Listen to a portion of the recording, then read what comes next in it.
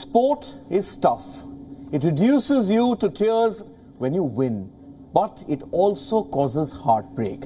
Aditi Ashok joins me now from Japan.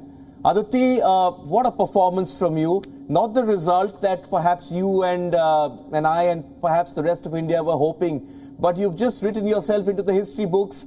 The sort of performance that people celebrate over time, the sort of performance that you remember for decades, for centuries, like the performance of Milkha Singh, P.T. Usha, Abhinav Bindra. That list is very few.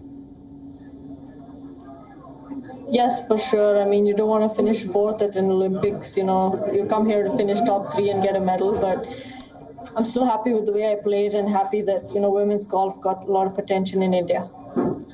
You know, golf is a very tough sport, isn't it? Because you're out there alone. It's just you and your caddy, in this case, your mother, and you don't have control over what is happening around you. And for you, this journey to these Olympic Games and your performance over here, in fact, began at Rio.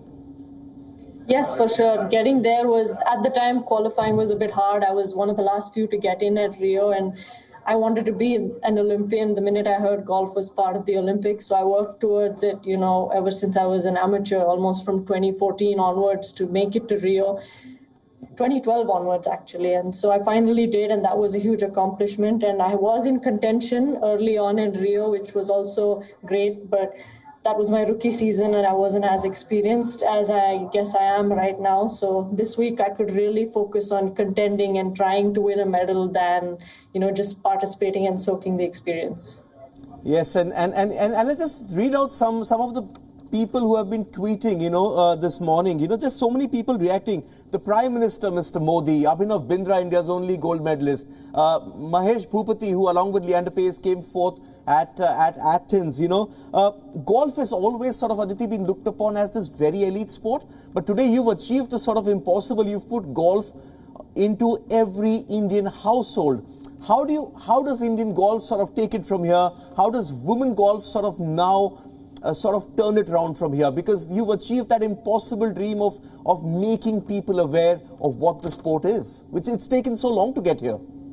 Yeah, I think that's just the first step. You know, after this, more kids want to pick up golf, more kids want to try it out, and there'll be definitely a lot more support for golf as a sport. So that's, you know, the biggest thing. And I think it only gets better from here because you just need one thing to start, you know, the chain reaction of more girls picking up and more, you know, kids being aware of the sport. And maybe it'll never be as popular as some other sports in India, but at least we can get it up there where we know, okay, we can send an Olympic team and have them contend.